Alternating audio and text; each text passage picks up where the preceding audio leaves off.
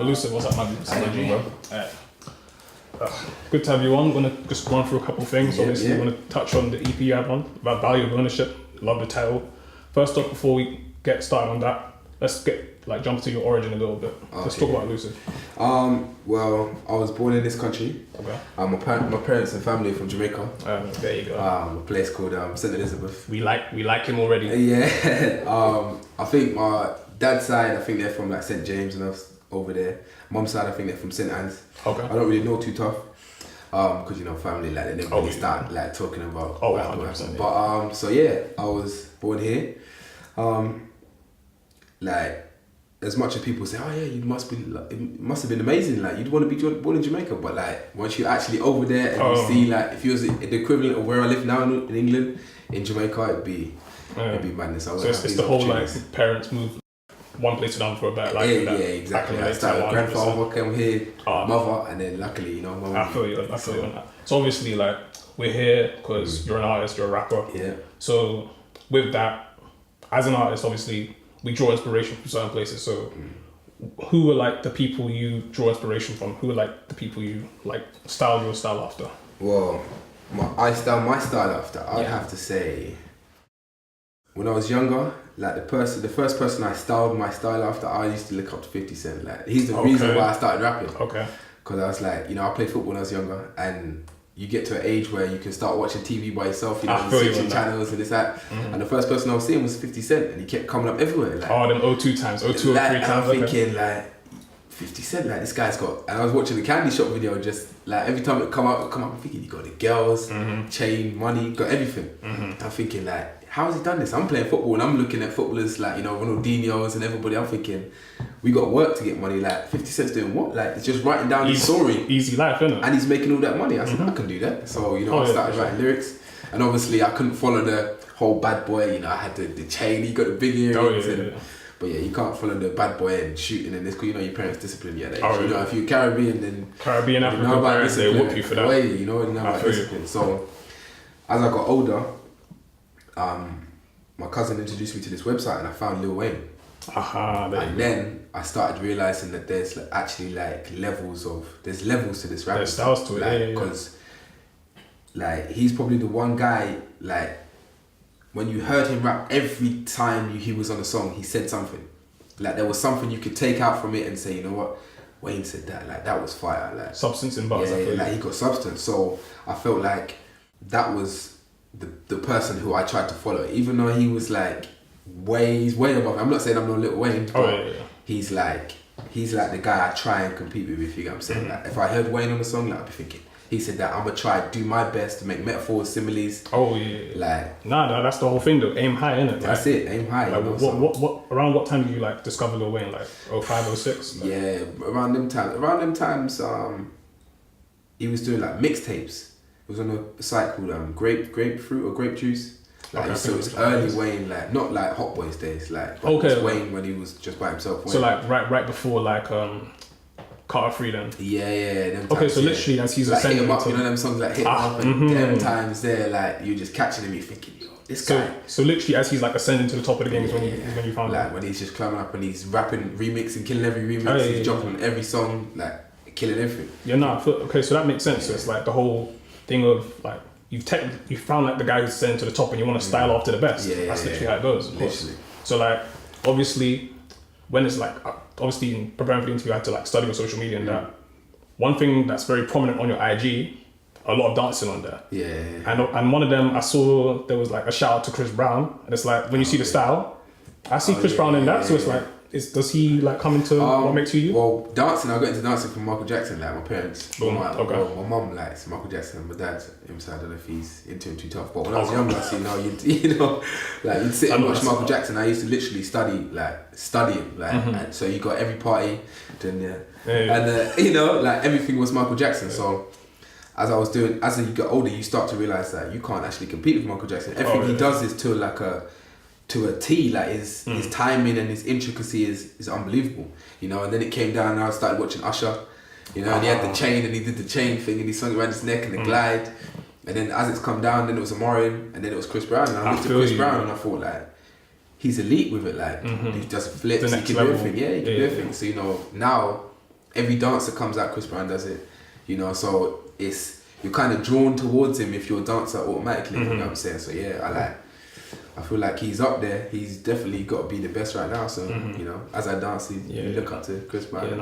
I wish I could relate. I'm half Jamaican. I'm half Ghanaian. So it's like I can kind of dance, but then the Ghanaian side is like, nigga, stop. Like it's not. Don't do that. Just stop right there. So obviously we're here to talk about your EP, the value of ownership. Now, one thing about albums and EPs is like the title. I feel that's the first thing people see that has to grab you. The value of ownership to me, that speaks.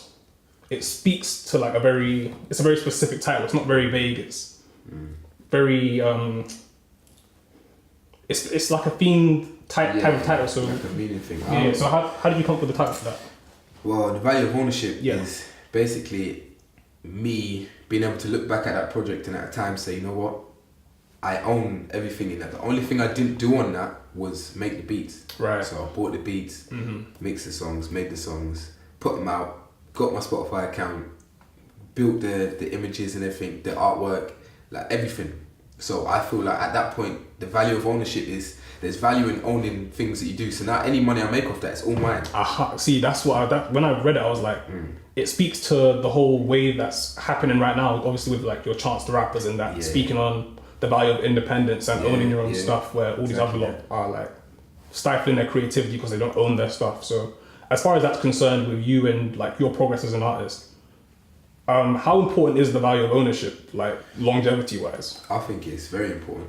I think like you have to study your craft, like, because I always think now you could go to studios and pay the money, but you got to balance it out. If you pay, you're spending money to make money. Of course. But if you can stop the spending or minimize the spending any way you can, why would you not? You know, you go to your job, you don't expect someone to, you know, if you're a mechanic, you don't expect someone to put the wheels on for you, but I'll fix the rest of the car. You know, you may as well learn to put the wheels on yourself.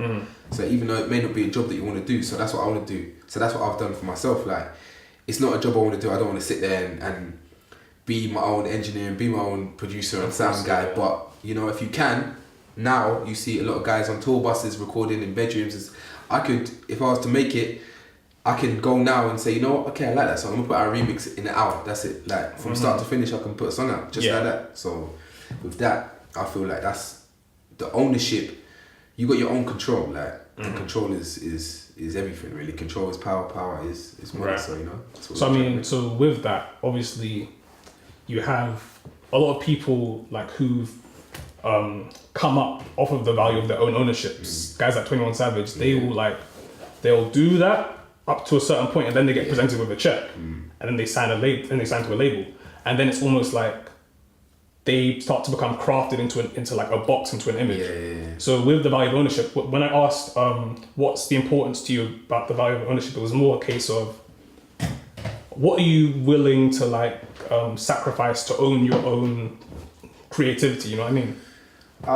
Like if a label were to come to you and be like, okay, Elousive, we see what you've done. We want to give you, here's a check. We want to sign you, and now we want to like sort of direct your career. Like, I think like I'm not a fool. I'm not gonna sit here and say I want everything and make as much money as I can. Like, I want to be able to. Like I say to myself all the time, I don't want someone to come to me with a table and say, you know what, here's your food. This is how you eat. Like there you go. If I bring my table to the table, you bring your table. I say, you know, which table we eating at. Right. You know, that sort of thing. So I'm not a fool. Like there's obviously people that with a lot more money than me, a lot more experience, a lot older, you know. So I'm not gonna sit here and say I can make billions by myself. Like it's possible, but you're gonna need a lot of people around you who are all the same minded. So I would happily sign a deal, but it's their vision for me then, if you get what I'm saying. Like I'm not worried about money. My thing is like I'm trying to build a legacy. So if you can help me solidify what I'm trying to do and say, you know what, he wants to be great, I'm gonna help him be great. That's good enough for me. So it's sort of like the gist of what you're saying is it's a leveling act. It's it's not one or the other. It's a balance of both. Literally, because I feel like a lot of times in the game now you see people. It's like they want to romanticize being independent. Like Chance the Rapper, like he's the main one, even though we know what's happening there a little bit.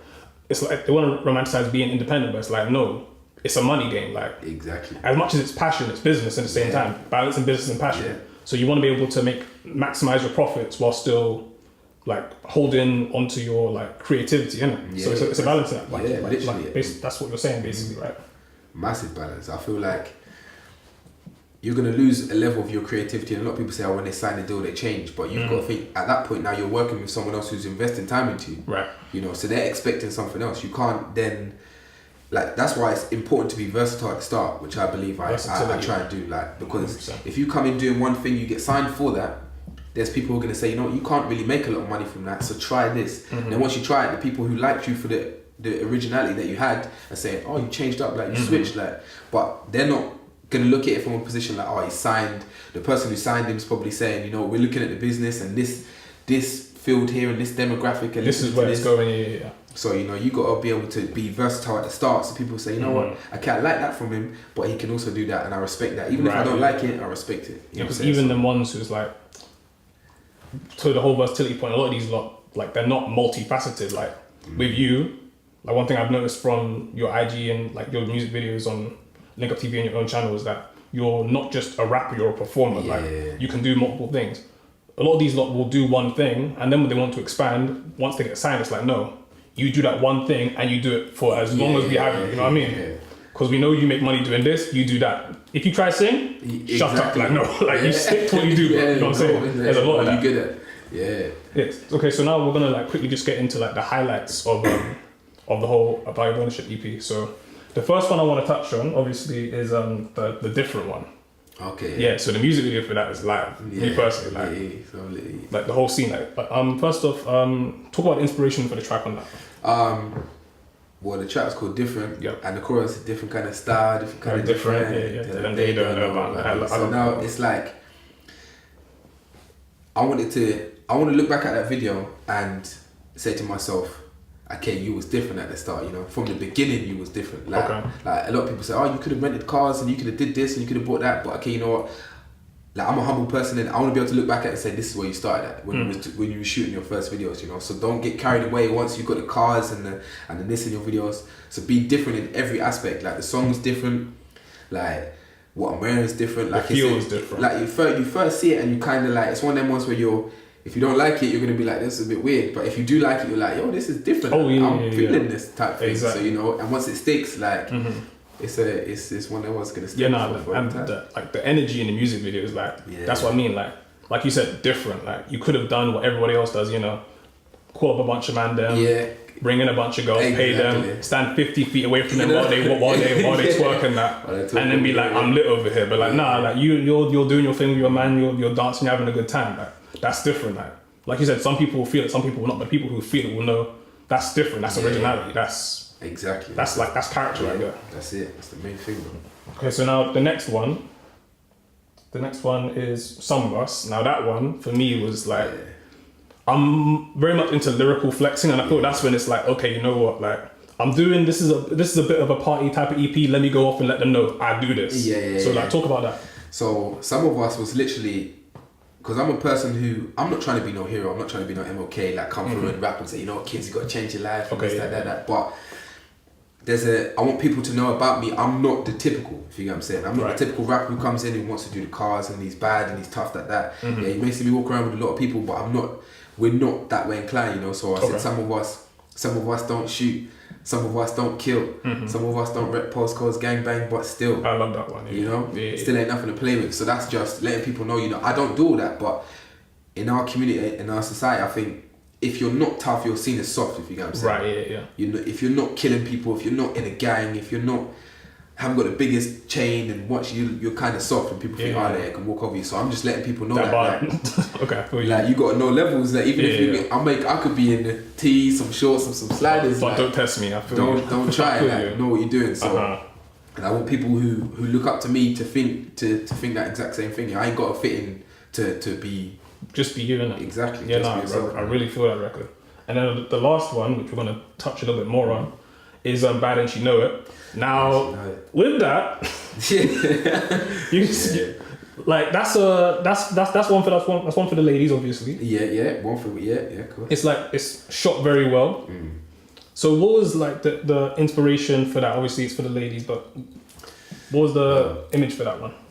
Well, that was just because that was for the ladies to think, you know what, like she bad and she know it. Sometimes it's a bad thing because a lot of people say girls are stush, you know, and I never really like to say that. I never really say that about people, are you stush, because you know, I think if you look after yourself, you've got the right to go out there and say, you know what, like I put this much makeup on, I did my hair, did my shoes, did this. I know I'm looking nice, so if I don't want to speak to you, I don't want to speak to you. Like, so I say, okay, you know what? Other people say, oh, she's stush, like she probably feels some certain way, and she probably looking at you thinking, you know what, he ain't all that, like, you know.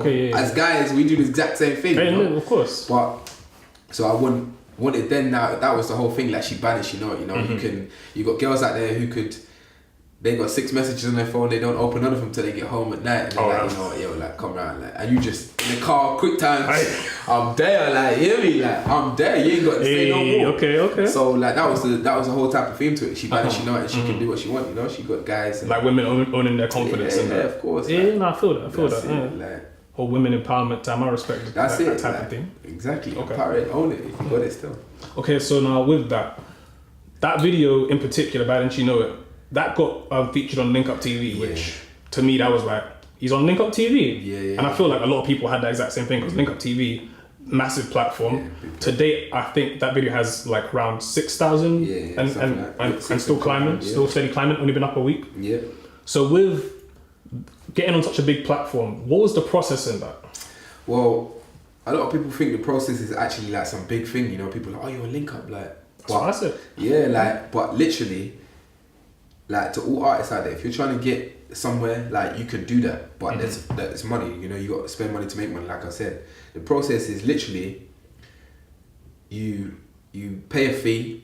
I think it's around £200. So you pay that, you send your video off, they review it, and then after that they give you a time slot. So you agree to the time slot, whatever time it is, and then it comes out. That's literally how simple it is. So now, that's interesting. Okay. The benefits of that is like, okay, they got subscribers. I think Link Up's got 1 million and something subscribers, and Grime Daily got probably a bit more. A lot more. You know, so like you get the extra exposure. Like I've released videos on my own platform and done things, and I think within my area now, I've put that video out. Everyone in my area knows, okay, he raps and he's the artist. You know, so now I'm on Link Up. It's like, okay, I've branched out in my area and my little county.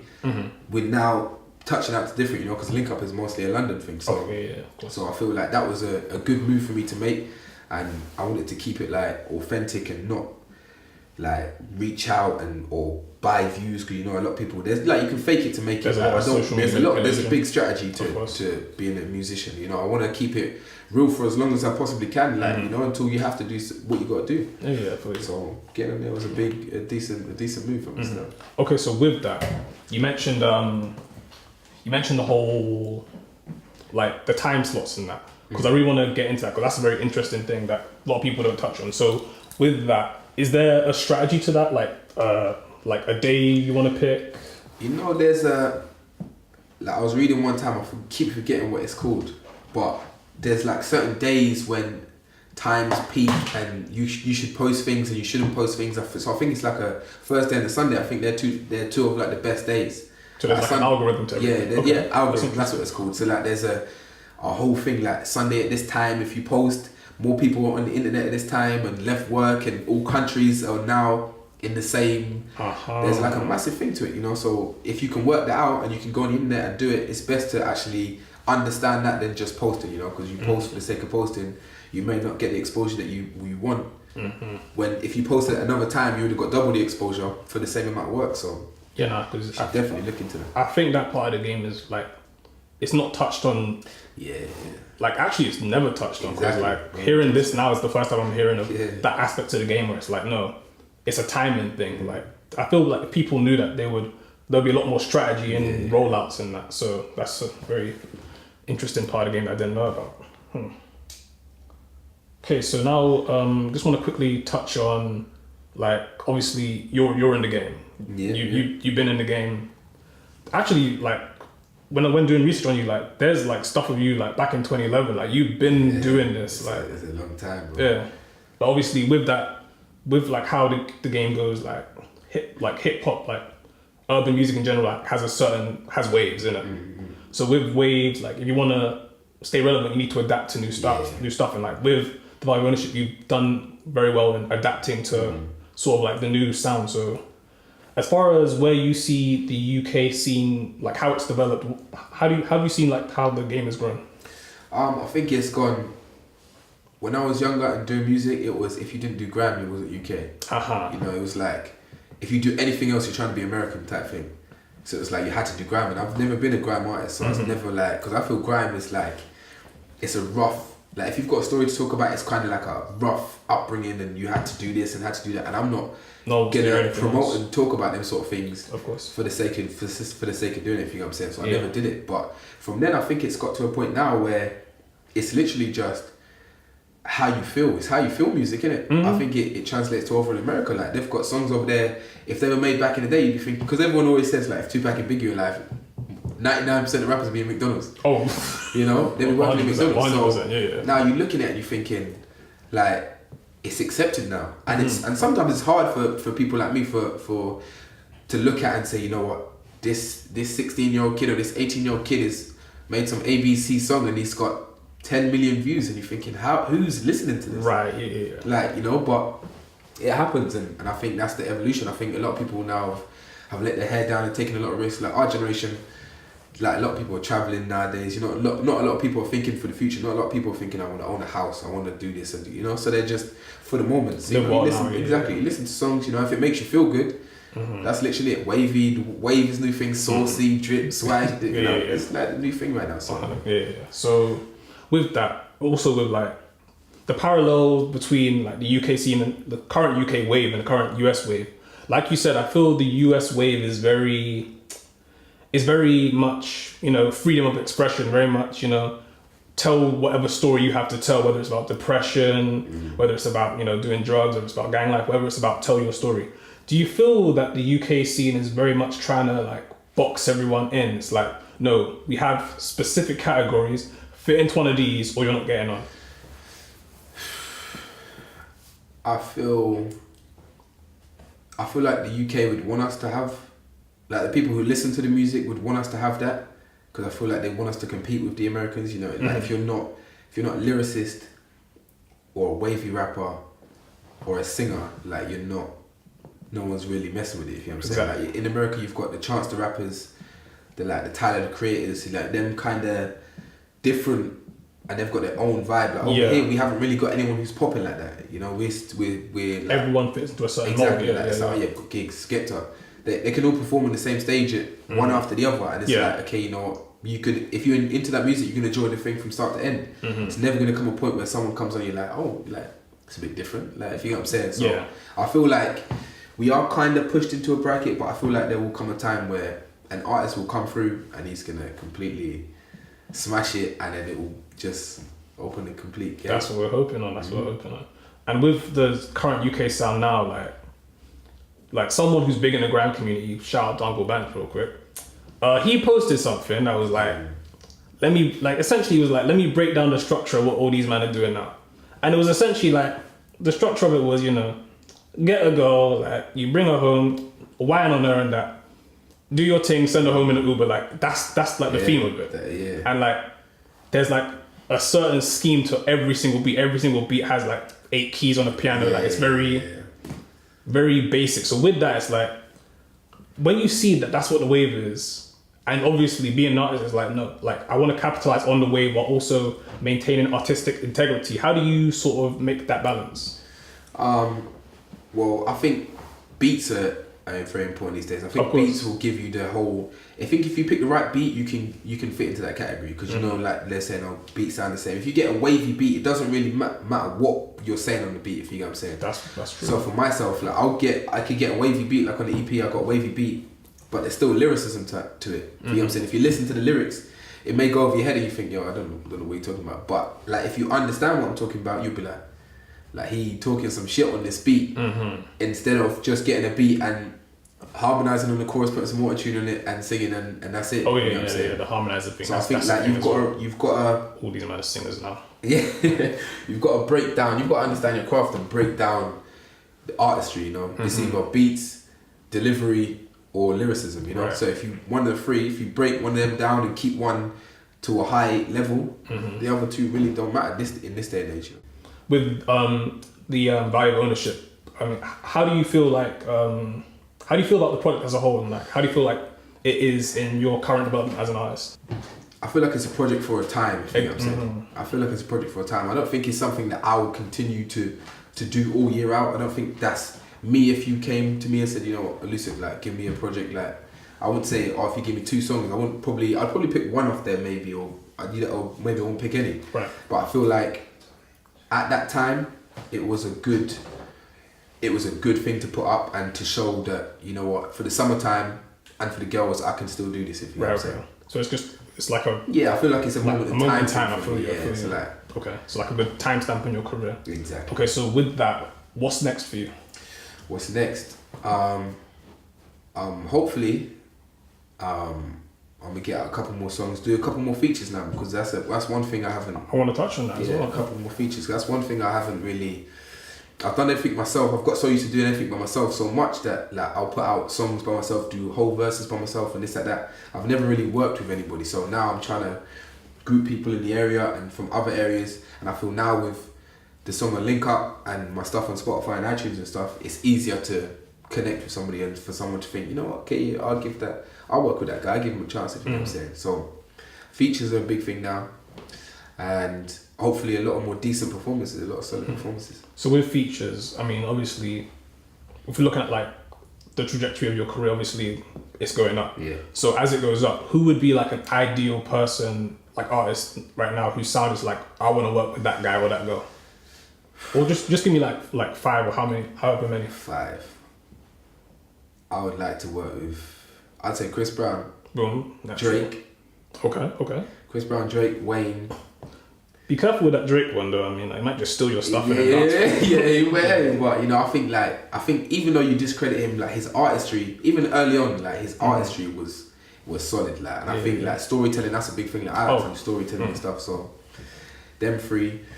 I'll come off to the UK now. I'll give 2. I'd say Wretch. I like Wretch. Wretch, nice one. Wretch, like he's solid. And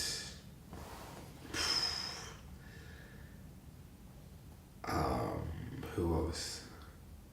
I mean, if I can like throw one in there, like I could see your style like meshing with a guy like Bane.